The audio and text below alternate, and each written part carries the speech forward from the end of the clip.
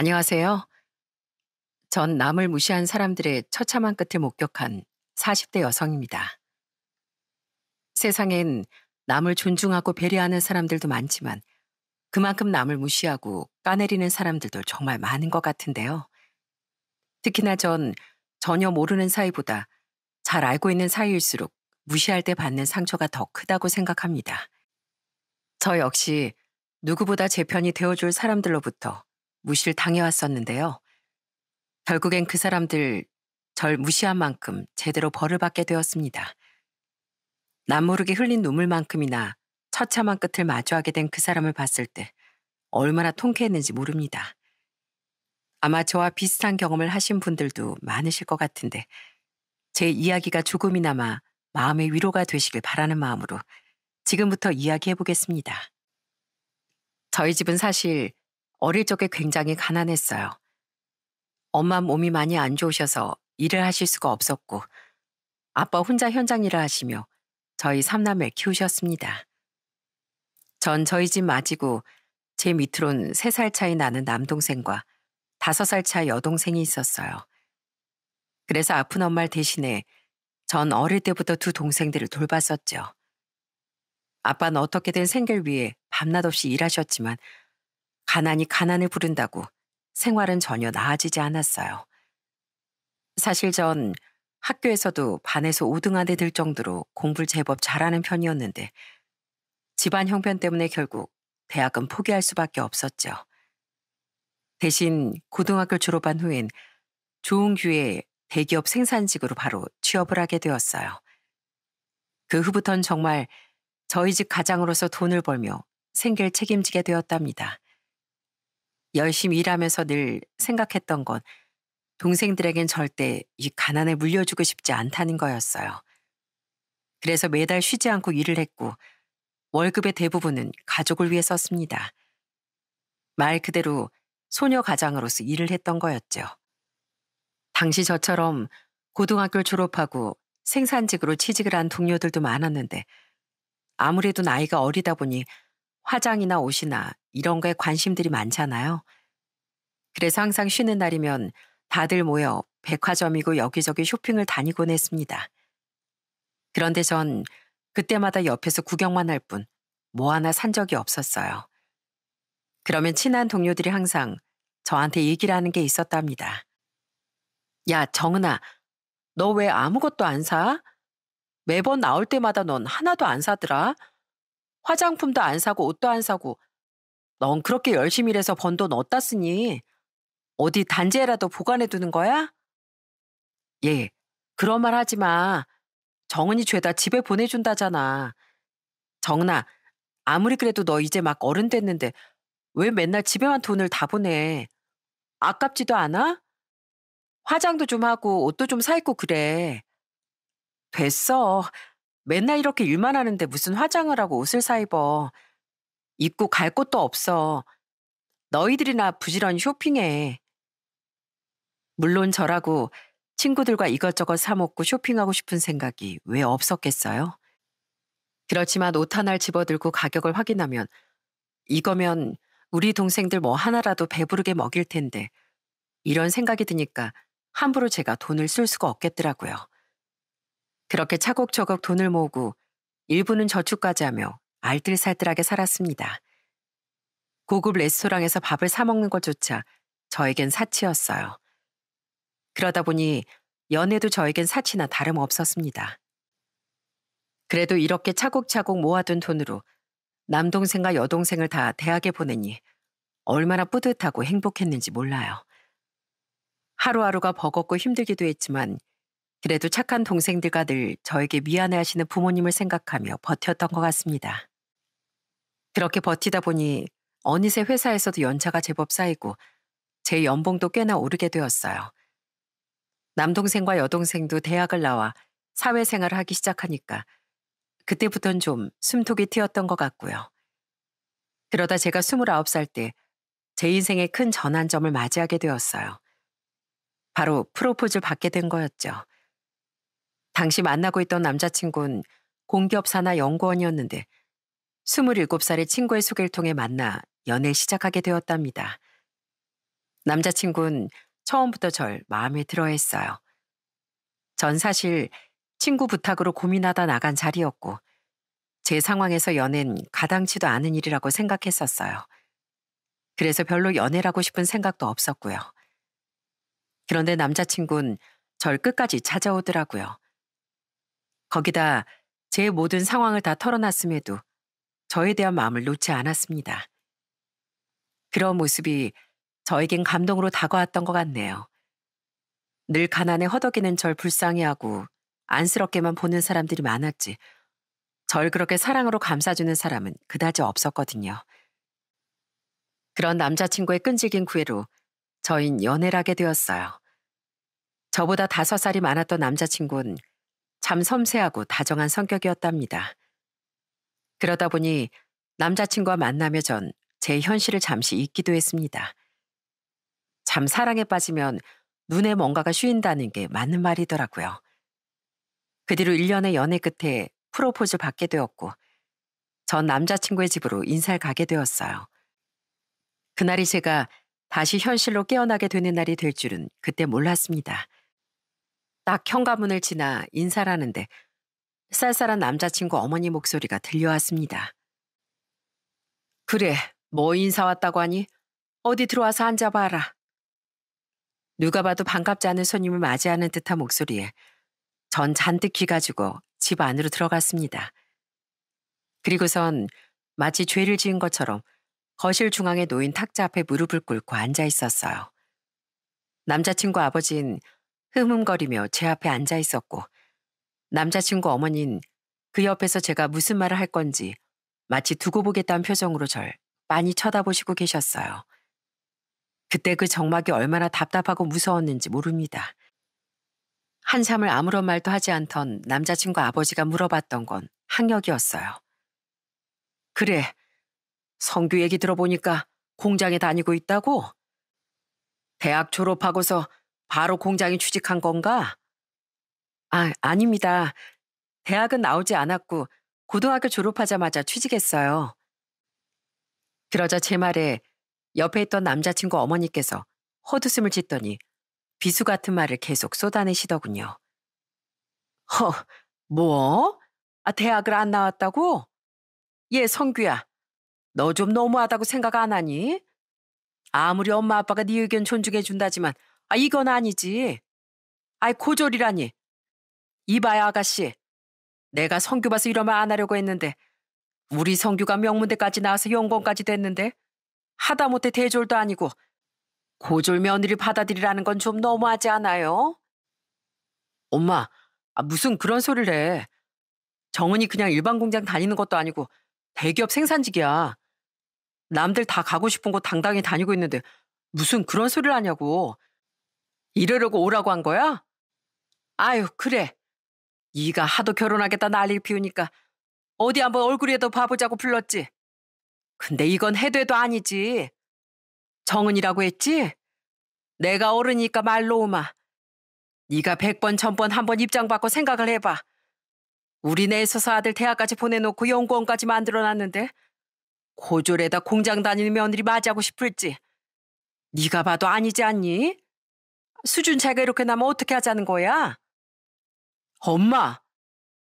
옆에서 남자친구는 자신의 어머니를 말렸지만 남자친구 어머니는 그런 남자친구 만류에도 멈추지 않고 저에게 계속 비수를 꽂았습니다. 아이 성규 넌 가만히 있어. 어디서 이런 애를 데리고 와가지고선 우리 애가 착하고 마음이 여려서 여태까지 만나왔나 본데 사람은 끼리끼리라고 맞는 사람끼리 살아야 잘 사는 거야. 너도 이제 나이 먹을 대로 먹었으니 어느 정도 알 거 아니냐. 우리 생각은 이러니까 네가 잘 생각해서 정리해라. 엄마, 그게 무슨 소리야? 정리라라니. 됐어. 엄마랑 아빠랑 얘기 안 하고 우리끼리 결혼할 거니까 그렇게 알아. 결국 남자친구는 그 자리에서 벌떡 일어나 절 데리고선 그 집을 나와버렸습니다. 전 나오는 동안에도 정말 충격에서 헤어나올 수 없었어요. 아무리 그래도 사람이 언전에다 대고 저런 소리를 하다니 정말 너무 당혹스럽고 화가 났습니다. 사람이 너무 당황하면 진짜 아무것도 못한다는 게 맞는 말이더라고요. 그렇게 입 한 번 제대로 뻥끗해보지도 못한 채 그 집을 나오는데 정말 오만 가지 생각이 다 들었습니다.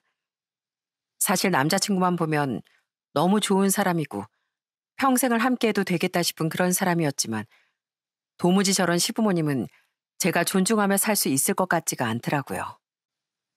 그래도 제가 여태껏 힘들게 버텨오며 지금의 자리를 지키고 있는데 제 삶을 송두리째 무시하는 것 같아 이건 아니다 싶은 생각이 들었습니다. 그래서 전 바로 남자친구에게 이별을 고했어요. 환영받지 못하는 결혼은 안 하는 게 맞다고 생각했거든요. 그런데 제가 결혼을 못하겠다고 선언하자 그때부터 남자친구가 매일 절 찾아왔습니다. 아침에 일어나 출근하려고 할 때도 저녁에 퇴근할 때도 심지어 새벽에 잠시 잠에서 깨 창밖을 바라보면 여전히 남자친구가 밖에서 덜덜 떨며 서 있곤 했습니다. 거의 한 달을 내내 빠짐없이 절 찾아왔던 남자친구가 제가 끝까지 냉정하게 굴자 참았던 서러움이 폭발한 것 같았어요. 저 역시 눈물이 나올 것 같았지만 전 끝까지 울지 않았습니다. 제가 울면 이 사람이 마음을 잡지 못할 것 같았거든요. 그 뒤로 남자친구는 더는 절 찾아오지 않더라고요. 아니, 찾아오지 못했죠. 그런데 한 일주일이 지났을 무렵 퇴근을 하는데 낯익은 누군가가 회사 앞에 서 있더라고요. 그건 바로 남자친구의 어머니였어요. 남자친구 어머니는 절 발견하자마자 정말 반가운 표정으로 저에게 달려오셨습니다. 그러더니 잠시 시간 되냐며 꼭 좀 시간을 내달라고 얘기를 하시더라고요. 도대체 무슨 말을 하고 싶어 여기까지 온 걸까 싶어 전 남자친구 어머니와 함께 근처 카페를 향했습니다. 그런데 거기서 정말 뜻밖의 얘기를 듣게 되었어요. 바로 결혼을 허락해 주시겠다는 거였죠. 정은아, 내가 정말 미안하다. 실은 너도 알다시피 우리 아들이 거의 우리 집에서 가장이나 다름없잖니. 아빠 능력도 없이 일도 안 하고 탱자탱자 집에서 놀고 먹기만 하고. 그런데 동생은 둘이나 있고. 우리 아들이 혼자 정말 힘들게 그렇게 컸어. 그나마 이제 좀 먹고 살만한데 들어보니 우리 아들이랑 비슷하게 자란 여자를 만나 결혼한다잖니. 내가 그 얘기를 듣고 얼마나 마음이 아팠는지 몰라. 정말 미안하다. 아닙니다. 이미 다 끝난 일인데요, 뭘. 아니다, 아니야. 아이, 끝내지 마. 성규가 너 아니면 절대 안 되겠대. 너 아니면 평생 결혼이라는 건 안 하고 혼자 산댄다. 요 며칠 우리랑 얘기도 안 하고 밥도 안 먹고 회사만 다녀. 우리 아들이 널 그렇게 좋아하는지 몰랐다.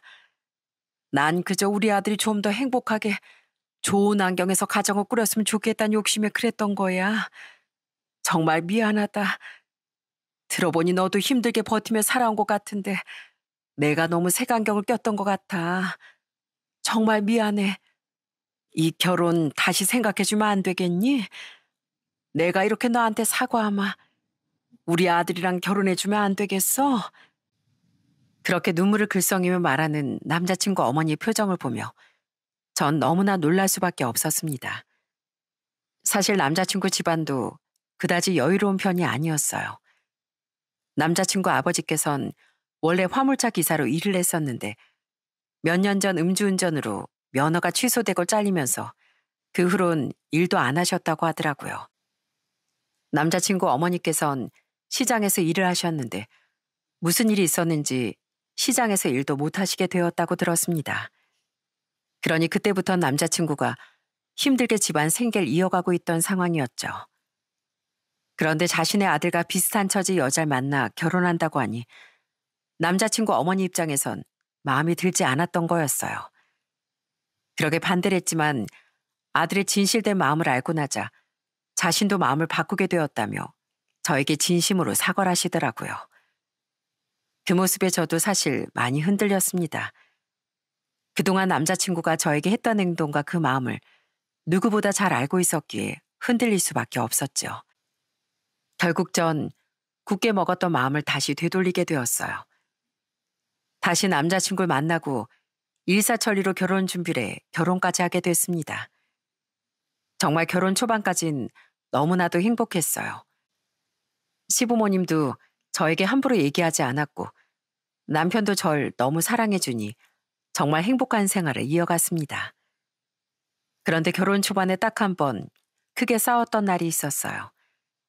아마 결혼하고 1년도 채 되지 않았을 때였는데 자꾸만 이상하게 남편 월급이 뭔가 좀 줄어든 듯한 느낌이 들더라고요. 그래서 어느 날은 계좌 내역을 요구했습니다. 남편은 좀 당황해 하더니 제가 계속 재촉을 하니 결국 다 보여주더라고요. 그런데 남편 통장 내역을 보고 정말 너무 놀랄 수밖에 없었어요. 알고 봤더니 남편은 한 달에 얼마씩 계속 시댁에 돈을 보내고 있는 게 아니겠어요? 전 너무 황당해서 남편에게 물었습니다. 당신 이거 뭐야? 언제부터 이렇게 돈을 꼬박꼬박 보냈어? 아니, 우리 집은 이제 명절이나 이럴 때만 돈 보내드리지 매달 이렇게 보내드리지도 않는데 이러면 어떡해. 그것도 말도 없이. 아이, 미안. 나도 얘기하려고 했는데 엄마가 너무 힘들다고 하셔서. 당신도 알잖아.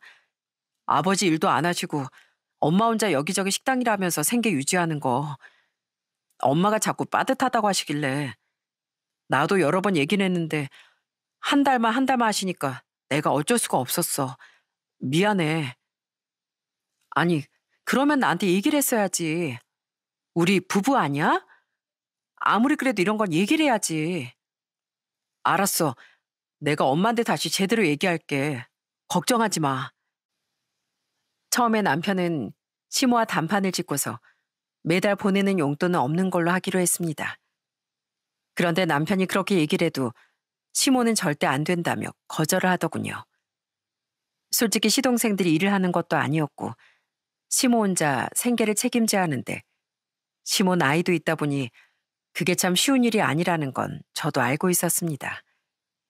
저희 부모님도 연세가 많으셔서 남동생과 여동생 둘이 생활비를 내는 걸로 생활하고 계셨으니 계속 이렇게 반대를 하는 건 아니다 싶더라고요. 그래서 결국 몇 번의 다툼 끝에 저흰 결정을 내리게 되었어요. 여보, 도저히 이건 안 될 것 같아. 내가 생각하기에도 시댁에서 당신이 용돈을 안 드리면 너무 힘들 것 같고 그 대신 우리 양가에 똑같이 용돈 드리자. 당신도 알겠지만 우리 집도 힘들잖아. 그러니까 우리 똑같이 보내자고. 똑같이? 그럼 금액이 너무 커지지 않겠어? 물론 많이 못 보내드리지. 대신 우리가 여력이 될 때까지만이야. 당신도 그건 시댁에 잘 얘기해서 정리해야 돼. 나도 우리 집에 얘기할 테니까. 그렇게 그 후론 양가 50만 원씩 용돈을 보내드리게 됐습니다.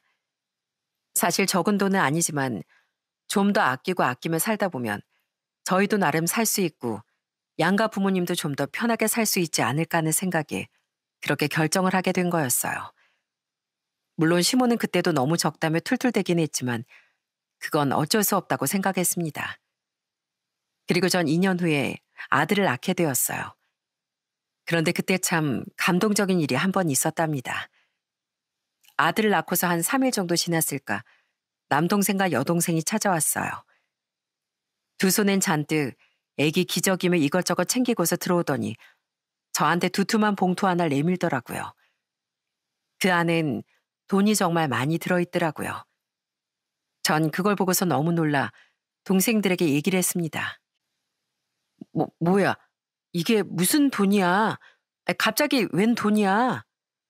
이거 누나 쓰라고.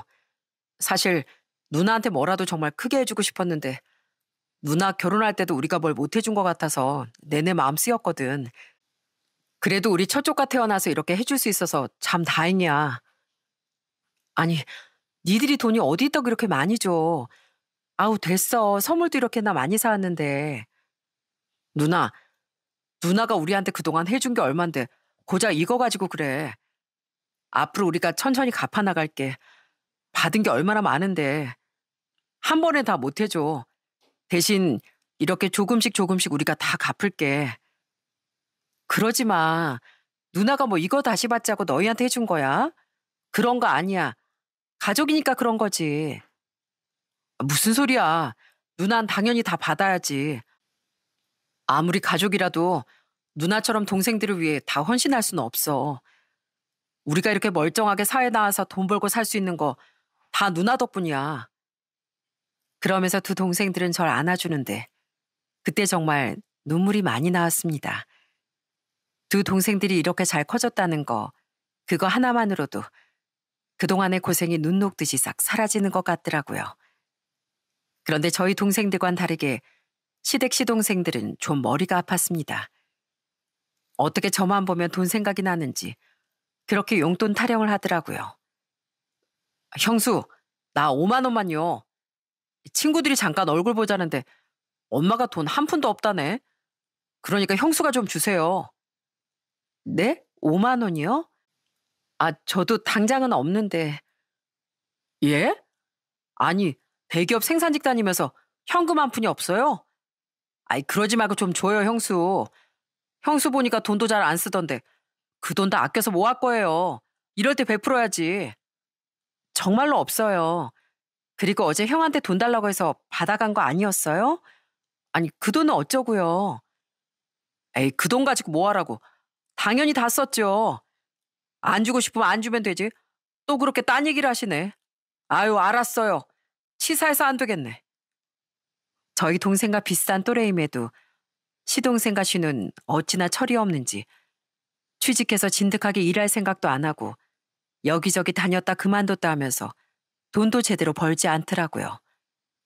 거기다 자기들 돈이 떨어지면 늘 당연하다는 듯 저희 남편에게 돈을 달라 요구하곤 했습니다. 결혼 초반엔 그저 나이가 우리보다 더 어리니 철이 없어 그러는가 보다 생각했었어요. 그런데 문제는 시동생들뿐만이 아니었습니다. 가끔씩 시댁에 가면 시모는 늘 항상 절 데리고서 시장에 가곤 했어요. 시부모님 두 분 다 제대로 된 직업이 없으니 그렇게 한 번씩 절 데리고 가 장을 보며 결제를 해달라고 하시곤 했습니다. 뭐 어차피 크게 돈을 쓰시는 건 아니었지만 저도 그때마다 기분이 좀 좋지는 않더라고요. 그런데 시모를 쫓아서 시장에 가면 늘 분위기가 좋지 않았습니다. 시모는 동네에서 유명한 사람이었어요. 별명이 쌈딱이었죠. 그래서 시모가 어디 가게라도 들어가면 거기 상인은 시모가 말 한마디 하면 까칠하게 경계하며 말하더라고요. 언니, 이거 얼마야? 오늘 채소들 좀 신선한 거 많이 들어왔어? 나 이것 좀 줘. 왜? 또 깎게? 이거 싼 거야. 아, 돈 못 깎고. 알지? 우리 남는 거 하나 없는 거. 싼 거 사고 싶으면 저기 다른 데 가서 사. 아니, 언니는 얼마냐고 물어본 것뿐인데 왜 그렇게 얘기를 해? 나 참. 아유, 알았어. 안 깎을 테니까 이것 줘. 이거 우리 며느리가 계산할 거야. 에미야, 이거 계산하고 저기 저 정육점으로 오너라. 그렇게 시모가 말하면 상인분은 그제서야 한숨을 푹 쉬며 물건을 챙겨주곤 했습니다. 그리고선 봉지를 저에게 쥐어주며 이렇게 얘기를 하더라고요. 세대, 아니 어쩌다가 저기 집에 시집을 갔어 그래? 그쪽 시어머니 보통 성격이 아니야. 이 동네에서 그쪽 시어머니 모르는 사람이 없어. 아이 어떻게 버티려고 저 집안에 시집을 갔노 그래? 아이고, 언닌 무슨 소리를 하는 거야? 아이 그런 말 하지 말어. 우리 며느리 진짜인 줄 알고 쫀다 쫄아. 시몬 그저 농담인 양 웃으면서 한 귀로 듣고 흘려버리곤 했지만 사실 전 시장에 갈 때마다 그게 사람들이 진심으로 하는 얘기라는 걸 느낄 수 있었답니다. 아마 시동생들은 시모의 이런 뻔뻔함을 닮은 것 같더라고요. 그래도 첫째가 태어나고 초반엔 남편도 성실하고 다정다감하고 자라니 시댁과의 트러블은 다들 겪는 일이겠거니 생각하고 넘어갈 수 있었네요. 그렇게 10년이란 세월을 아등바등 살며 전 열심히 일을 했습니다. 아이는 어느새 초등학교 입학하게 되었고 전 그때쯤 둘째를 임신하게 되었어요. 그러다 보니 앞으로의 미래 계획을 많이 생각해 보게 되더라고요. 당시 저흰 신혼 초부터 전세 생활을 했었는데요. 작은 집에서 첫째를 낳고 이사를 몇 번 다니다 28평 집에 전세로 살고 있었어요. 좁진 않았지만 아무래도 전세이다 보니 계속 이사를 다녀야 하니까 그게 좀 불편하더라고요. 그래도 돈을 좀 모으고 좋은 집에 살고 싶어 그렇게 아등바등 살았었는데 마침 둘째도 태어나게 되니 이젠 내 집 마련을 좀 해야 되겠다는 생각이 들더라고요. 그래서 딱 마흔을 앞두고 저흰 내 집 마련을 하게 됐습니다. 진짜 제 집이 생겼다는 게 그렇게 행복하고 좋은 일인 줄은 몰랐어요. 이사라고서 딱 집에 들어가니 드디어 내 집이구나 하는 생각에 온 마음이 편안해지곤 했습니다. 친정에서도 너무 기뻐하시고 부모님은 쌈짓돈까지 털어 가전제품도 사주시고 여동생과 남동생도 새집 이사를 축하하면서 그게 선물도 해줬었어요. 그런데 시댁은 선물은커녕 땡전 한 푼 보태준 것도 아니면서 또 생색이란 생색은 다 내시더라고요. 특히나 시모는 마치 이 집을 남편 혼자 해온 것 마냥 얘기하시곤 했다니까요. 이사하고서 시댁 식구들도 초대를 해 다 같이 밥을 먹는데 시댁 식구들이 하는 말에 너무 기가 차더군요. 얘, 에이미 넌 진짜 땡 잡았다 얘. 우리 아들이 잘 나가니까 이런 멀끔한 집에서도 살고 말이야. 요즘 내 집 마련하는 게 그렇게 힘들다던데 넌 참 행운하다 행운아야. 그래요 형수. 와, 난 진짜 여기 들어와 보고 깜짝 놀랐다니까요. 형수 형한테 잘해야 되겠어요. 그러니까 새언니 오빠나 되니까 이렇게 좋은 새 집을 마련할 수 있는 거지. 새언니 진짜 부럽다 부러워. 끝까지 자기 아들 오빠 형만 잘났다 얘기를 하는 걸 보며 전 너무나 기가 찼습니다. 솔직히 남편이랑 저랑 월급 차이가 그다지 나지 않음에도 불구하고 그런다는 게 너무 웃기더라고요. 그래서 전 아무렇지 않은 척 얘기를 했습니다. 그쵸? 이 사람도 땡 잡았죠 뭐. 저도 아등바등 돈 아끼면서 애 키우며 사니까 이런 날도 다 오네요. 남편이랑 월급도 고만고만하니 언제 내 집 마련해보나 싶었는데 주변에선 다들 남편한테 마누라 잘 만났다고 좋겠다고 하더라고요. 그치 여보? 어이 그럼. 엄마, 내 주변에서 이 사람 칭찬이 아주 자자해. 역시 살림 살뜰하게 잘하는 마누라가 최고라면서 얼마나 칭찬인데. 내가 이 사람 잘 만났지 뭐. 그렇게 저와 남편이 얘기를 하면 또 시모와 시동생과 시는 툴툴거리며 더 이상 말을 하지 못하곤 했어요. 어떻게 같이 고생하면서 이룬 걸 뻔히 곁에서 보면서 알고 있으면서 그런 말을 할 수가 있는지 전 그저 어이가 없을 뿐이었습니다. 그 후로도 저흰 열심히 일을 했어요. 첫째도 많이 크고 둘째가 이제 막 태어나 앞으로 클 일만 남았으니 더 열심히 살 수밖에 없었고요. 그런 저희에게 마치 복이라도 내리듯 집값이 계속 오르더라고요. 마침내 3년 후엔 집값이 무려 3억이나 올랐습니다. 전 잘 몰랐는데 어느 날 남편이 뜬금없이 퇴근 후에 그 얘기를 꺼내더라고요. 당신 그거 들었어? 여기 이 집 우리 샀을 때보다 3억이나 올랐대. 당신 그거 알고 있었어? 정말? 와, 그렇게나 많이 올랐어? 그때 사길 진짜 잘했나 보다. 그러니까 말이야. 그때 잘 샀지 뭐. 집값도 오르고 솔직히 우리 몇 년 일할 돈 꼬박 모아도 3억 모으려면 힘들잖아. 그지? 그럼 이래서 다들 부동산 하는가 보구나. 그땐 남편이 갑자기 왜 이런 얘기를 하는지 몰랐습니다. 그런데 뒤이어 하는 말을 듣고 왜 갑자기 집값 오른 얘기를 하는지 그 의도를 알게 되었어요. 남편은 뜬금없이 시댁 용돈 얘기를 꺼내기 시작하더라고요. 그래서 말인데 우리 집에 용돈 100씩 드리는 거 어때? 뭐? 그게 무슨 소리야? 100이라니? 그거 우리 한 달 생활비야. 무슨 100을 드려? 아니, 나나 당신이나 월급도 많이 올랐고 솔직히 우리 월급에서 저축하는 게 반인데 이왕이면 양가 부모님 지금부터 잘 챙겨드리면 좋잖아. 안 그래? 어차피 꽁돈인데 뭐 어때서. 3억이나 생겼는데 우리가 이렇게 잘 풀렸으니 가족들한테도 베풀어야지. 여보, 우리가 무슨 수억 원대 자산가도 아니고 고작 집값 올랐다고 이러는 거야? 집값이 올라도 이걸 팔거나 어쩌거나 해야 그 돈이 내 돈이 되는 거지. 우리 여기서 평생 살 건데 그게 무슨 소리야. 아우 난 싫어. 전 바로 남편의 얘기를 딱 잘라 거절했습니다. 보아하니 뒤에서 남편을 누군가 압박하는 것 같더라고요. 사실 양가 부모님의 생활이 여유로우신 건 아니니 충분히 도와드릴 수도 있다고 생각합니다. 그렇지만 그건 양가 부모님 태도가 어떤지에 따라 달라지는 거 아닌가요? 그래도 저희 부모님은 당신들이 직접 생계 유지를 해보시겠다며 용돈도 잘 안 쓰시고 차곡차곡 모아 노후 자금으로 두시며 소일거리 하시며 아껴 사는데 시부모님은 전혀 그러시질 않았거든요. 시모가 일을 하긴 했지만 한 번 아끼시며 사시지도 않고 거기다 시동생과 시는 일을 하면서도 계속 사치하고 자기들 돈만 쓰고 시댁엔 한 푼도 쓰지 않았습니다. 그런데도 불구하고 시몬 항상 남편한테만 돈을 달라고 하곤 했어요. 그게 전 너무 비합리적이라고 생각했습니다. 그래서 거절할 수밖에 없었죠. 그런데 제가 딱 거절을 하자 그날 주말에 시댁에서 저희를 호출했습니다. 역시나 밥을 먹던 와중 용돈 얘기가 나오더라고요. 이에 애미야, 너 아무리 그래도 그렇게 사는 거 아니다. 니들 그 집 사고 나서 얼마나 잘 됐니?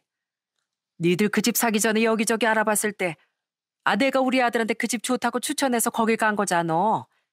그러니까 그거 내 덕도 있는 거 아니냐? 3억 오른 거 중에 내 덕도 있는데 꼴랑 용돈 가지고 그렇게 하는 거 나 좀 섭섭하다 얘. 어머님, 저희도 애가 둘이나 있는데 애들 큰 것도 좀 생각해야죠. 요즘은 교육비도 많이 들고요. 그렇다고 저희가 평생 일을 할 수 있을 거란 보장도 없잖아요. 아유, 그러니까 지금 도와달라는 거 아니야. 그럼 우리가 노후엔 니들한테 책임지라고 안 하마. 그러면 되지? 대신 달에 200씩, 아니다, 250씩 줘. 우리 노후 자금도 없고 지금부터 줘야 니들이 나중에 우리 더 나이 먹어서 책임을 안 지지. 대신 우리가 노후엔 알아서 살게. 그럼 되지? 어차피 우리 늙으면 니들이 다 책임지고 살아야 할 건데 피차 지금부터 도와주면 될 거 아니니? 기가 막힌 논리로 얘기를 하는 심을 보면서 정말 어처구니가 없는데 남편과 시부는 그 말을 듣고서도 아무런 얘기도 하지 않고 있었고 옆에 있던 시동생과 시는 그 어처구니 없는 시모의 말에 맞장구를 치기 시작했습니다. 맞아요, 형수. 그거 다 꽁돈인데 용돈 좀 넉넉하게 챙겨주세요.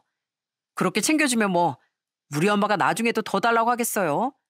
남도 아니고 가족인데. 그래요, 새언니. 새언니, 가족끼리 그러는 거 아니에요. 아유, 짠순이 기질 여전하네.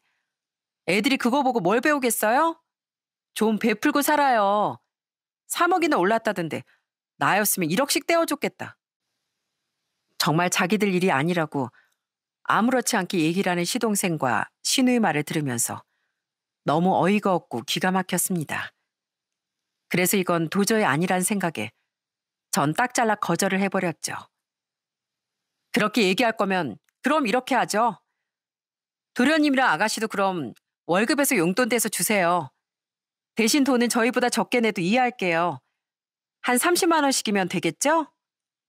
네? 아니 무슨 30만 원씩이나. 저희가 그럴 돈이 어딨어요. 왜 없어요?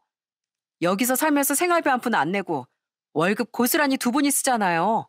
아니에요? 저희 매달 꼬박꼬박 용돈 드리면서도 내 식구 살아요. 근데 저희한테 또 200을 드리라고요? 아니 뭐 그게 아니라 아니 오빠가 장남이니까. 장남이요? 그럼 전 장녀니까 저희 집에도 똑같이 200씩 드리면 되겠어요? 그러자 시모가 버럭 화를 내기 시작하더라고요. 뭐? 아니 너희 집 왜 챙겨? 어? 안 그래도 너 말 한 번 잘했다. 너 보니까 니네 친정에도 돈 꼬박꼬박 보내는 모양인데 왜 거길 돈을 보내? 결혼했으면 시댁을 더 챙겨야지.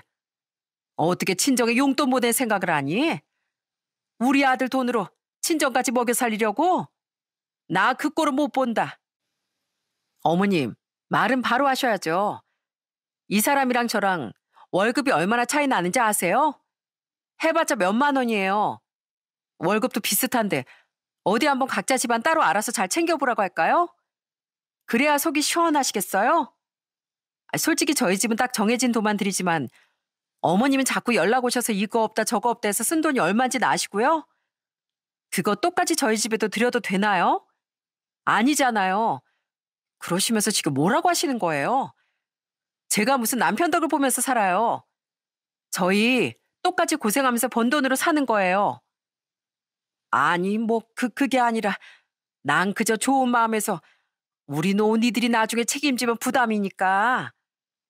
그러니까 저희만 부담 안 하고 다른 식구들 똑같이 하자고요. 네? 그러면 저희도 같이 할 테니까요. 그러자 다들 아무런 말도 하지 못하더군요. 당연하겠죠. 시동생이고 신우고 누가 자기들 월급에서 돈을 떼 집에 주겠습니까? 그 모습을 보면서 정말 더더욱 용돈을 올리면 안 되겠다는 생각이 들었어요. 자, 보셨죠? 어머님, 다른 식구들은 다 동의 안 하는데 저희만 부담 갖는 건 좀 아닌 것 같아요. 용돈 올려드리는 건 지금 당장은 힘들 것 같네요. 그렇게 아시고 더는 얘기 안 하셨으면 좋겠습니다. 그렇게 딱 냉정하게 얘기를 하고서 끝을 냈습니다. 집에 가는 내내 남편은 그래도 너무 독하게 말한 거 아니냐고 툴툴댔지만 전 그렇게 말하지 않으면 결국엔 기어코 남편에게 돈을 다 받아낼 걸 알았기 때문에 딱 잘라 거절한 거라는 얘기를 했어요. 물론 그날 이후로 시댁 식구들은 저에게 쌀쌀맞게 굴긴 했습니다. 여지껏 그래도 저희가 해준 게 있는데 그건 생각하지도 않고 저렇게 행동하니 저도 너무 섭섭하고 화가 나더라고요. 그때쯤 사실 시댁도 시댁이지만 저와 남편과의 사이도 그다지 좋지 않았어요. 어느 순간부터 자동차도 바꾸고 옷도 명품으로 비싼 걸 사입더라고요. 솔직히 남편 벌이가 뻔한데 그 벌이에 비해 너무 과하지 않나 싶어 한 번은 물어본 적이 있었어요. 그런데 남편이 생각보다 더 당황하더라고요. 여보, 그거 뭐야? 안 보던 옷이네? 저번에 산 것도 보니까 엄청 비싸던데 당신 어디서 돈이 있었어? 어? 아니. 그냥 인터넷에서 싸길래 산 거야. 내가 돈이 어딨어. 그리고 당신 내가 사는 거 다 하나하나 가격 확인하는 거야? 그걸 어떻게 알아? 이거 확인하려고 확인한 게 아니라 나도 우연히 봐서 안 건데 그거 셔츠 안에 수십만 원 하던데? 근데 그걸 싸게 샀다고? 어, 좀 저렴하게 사는 곳이 있어서 산 거야. 그리고 나도 용돈 모아서 산 거거든. 그러니까 뭐라 하지 마. 처음엔 그저 남편의 씀씀이가 좀 커졌구나 생각했습니다. 그런데 시간이 가면 갈수록 좀 이상하더라고요. 그러던 어느 날 휴일에 마트를 가려고 애들을 맡기고서 남편 차를 탔던 적이 있었어요. 그런데 그날따라 차가 너무 지저분하고 그래서 나름 전 남편 대신 청소를 해줘야지 하는 생각에 차 내부 청소를 하러 가게 되었어요. 그런데 세차를 하러 갔는데 치우다 보니 조수석 쪽에 뜻밖의 물건이 떨어져 있더라고요. 그건 바로 제가 쓰지도 않는 브랜드 립스틱이었어요. 열어보니 누군가 쓴 흔적이 있었고 분명 제 건 아니었습니다. 거기다 심으며 신으며 여기에 탔을 리도 없고 색상도 두 사람이 쓰는 색도 아니라 뭔가 이상하다는 생각이 들었죠. 안 그래도 전부터 수상했던 남편의 행적이 이상해 전 그때 바로 블랙박스를 살펴보게 되었어요. 그런데 블랙박스에서 흘러나온 대화 내용을 듣고 전 경악을 금치 못했습니다. 낯선 여자의 목소리가 나오더라고요. 자기야, 우리 오늘 뭐 먹으러 가? 오늘? 오늘 아주 기가 막힌 건 오빠가 알아놨지. 오늘 각오해. 내가 아주 풀코스로 대접할 거니까. 우와, 역시 우리 자기 멋져. 최고. 그 대화 속 남자는 분명 남편이 맞더라고요. 좀 더 들어보니 두 사람 사이가 정말 심상치 않더군요. 전 이걸 어떻게 해야 하나 한참을 고민했습니다. 당장 가서 따져야 할까? 아니면 좀 더 알아봐야 할까? 진짜 오랫동안 생각을 했어요.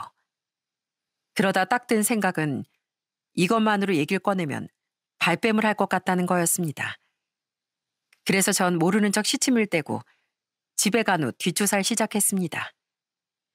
뒷조사를 하면서 알게 된 건 남편이 진짜 어마어마한 짓을 하고 다녔다는 거였어요. 알고 보니 남편은 정말 바람을 피우고 있었고 바람을 피운 상대가 무려 자신의 친한 친구의 전 와이프였답니다. 이혼한 친구의 전 와이프와 바람을 피우고 있다니 정말 너무나도 경악스럽더군요. 제가 그 친구 결혼할 때도 갔었는데 어떻게 그 여자와 바람을 피울 수가 있을까 싶었습니다.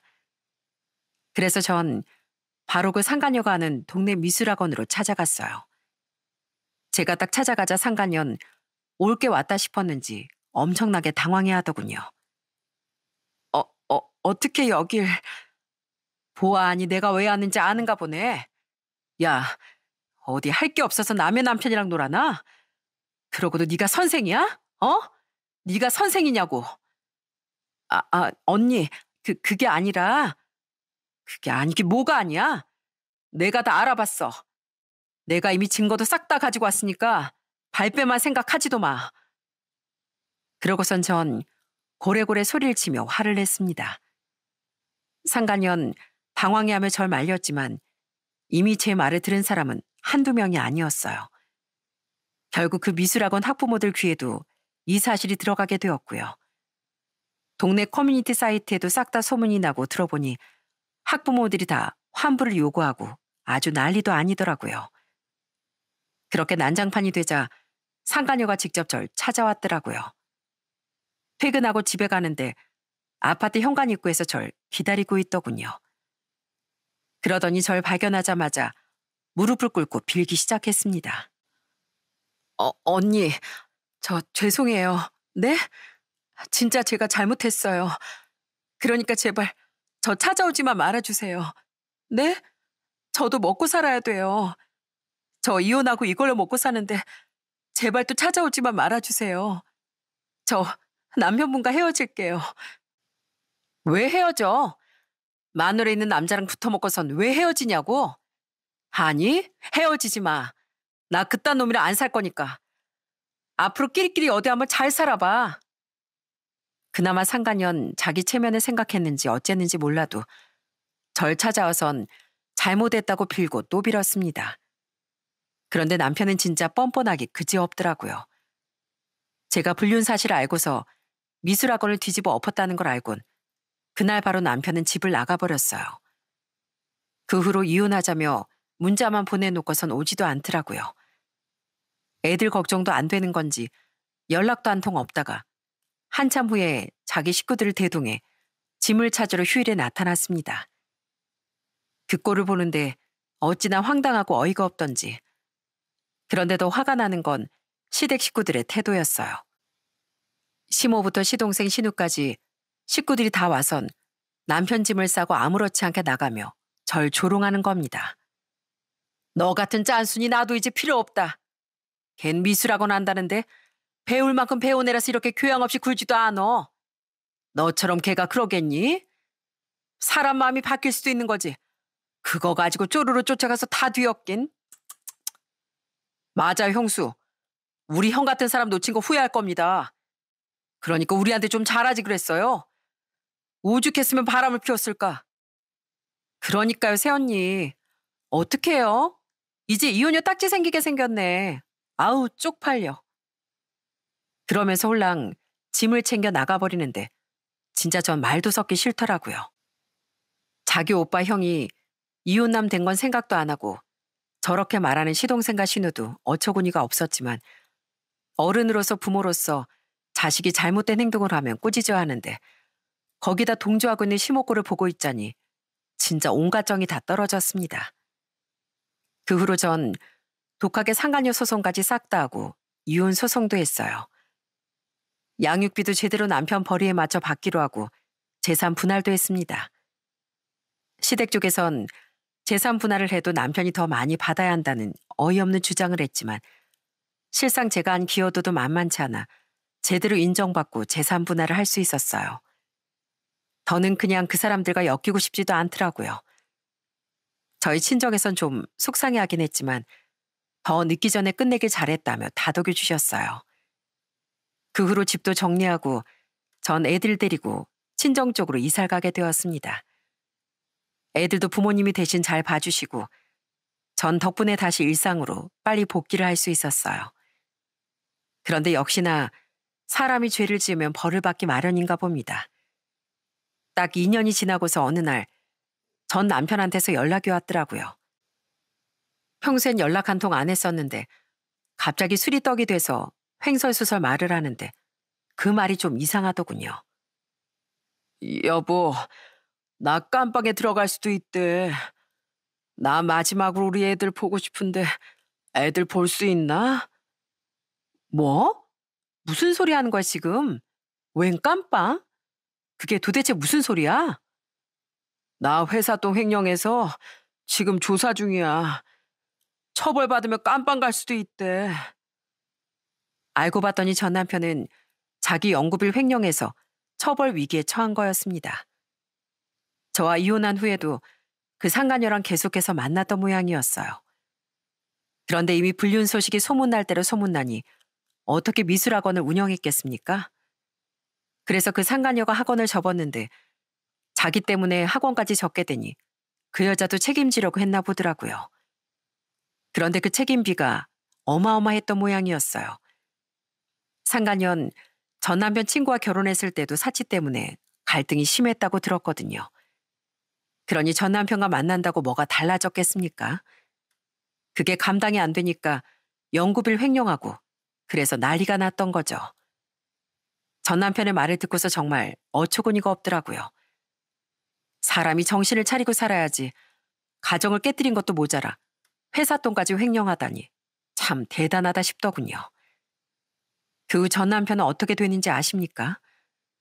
엄벌에 처해질 위기가 되자 재산을 분할해서 나눴던 돈이며 개인 신용 대출까지 받고 그것도 모자라 전시댁 노후 자금까지 싹 다 끌어모아 보상을 했나 보더라고요. 어느 정도 피해 금액을 채웠던 덕분인지 선고는 집행유예로 마무리되게 되었어요.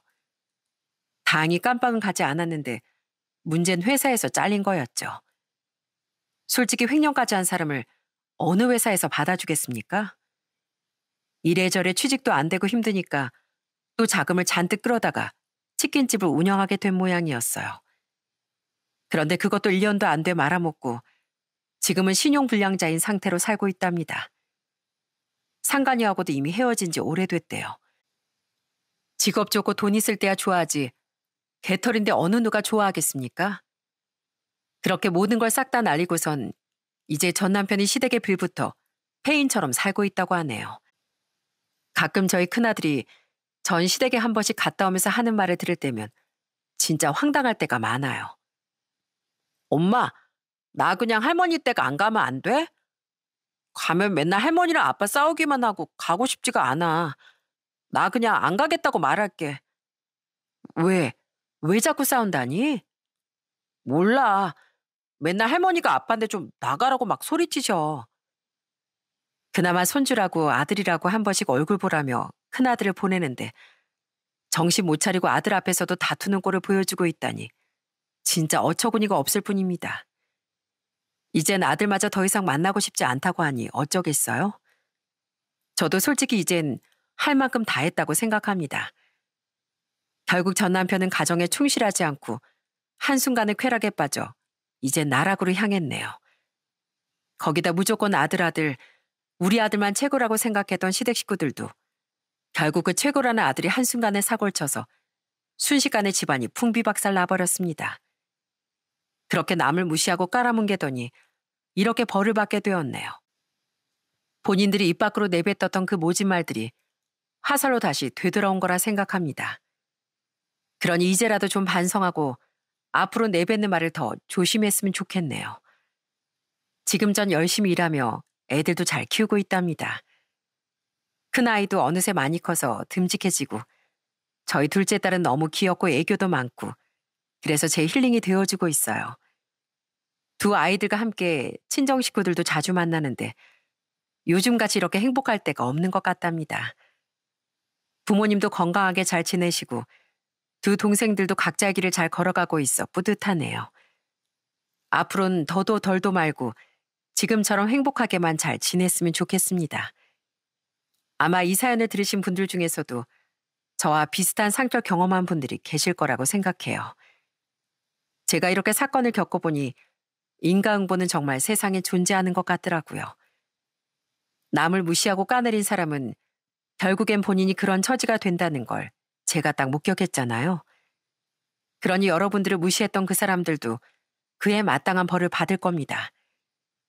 뭐 지금 당장은 아니더라도 언젠가는요. 그러니 여러분들은 괴로워하지 마시고 자기 자신의 삶을 위해 행복을 위해 살아가셨으면 좋겠습니다. 이 말을 꼭 드리고 싶어서 사연을 보내게 되었어요. 요즘 사람 때문에 상처받아 힘들어하는 분들이 많이 계시는데 제 이야기가 조금이나마 힘이 되셨길 바랍니다. 어려운 경기에도 모두들 힘내시길 바라며 이만 사연을 마칠게요. 지금까지 들어주셔서 감사합니다.